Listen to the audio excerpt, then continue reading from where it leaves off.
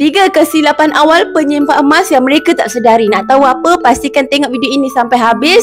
Like dan save juga untuk rujukan tuan-puan pada masa akan datang. Pertama ialah mengamalkan konsep beli pada harga murah, jual pada harga tinggi. Sebenarnya kalau kita nak mula dengan harga rendah, kita tak ada benchmark untuk kita tahu bilakah harga rendah, berapa ringgit ke harga yang rendah.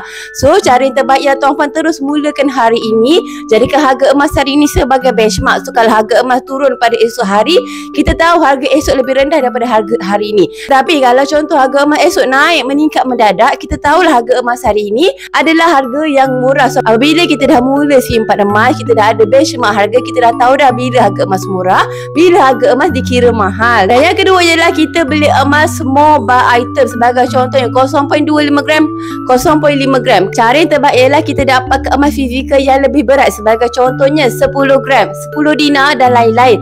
Bila emas tu lebih berat dan lebih besar, spread dia lebih rendah dan harga per gram dia jauh lebih murah berbanding harga emas untuk gold bar yang kecil-kecil ni. Yang ketiga ialah kita tak ada ilmu tentang simpanan emas, kita simpan ikut suka kita, tak tahu kenapa kena konsisten, tak tahu tentang konsep simpan emas dengan ilmu yang betul. So, bila kita ada ilmu yang betul, agak sukar untuk kita dapat untung dengan simpanan emas.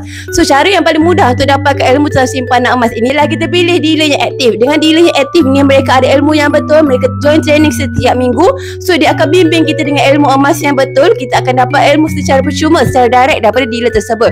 So, tuan-puan, bagi tuan-puan yang nak mula simpan emas, senang saja cara ni. Tuan-puan boleh terus klik link dekat profile saya, terus mulakan simpanan emas dengan serendah RM100 sahaja. Oleh itu, elakkan buat 3 perkara ni untuk mengalami kerugian pada simpanan emas kita. Akhir kata, macam biasalah, senangnya nak simpan emas.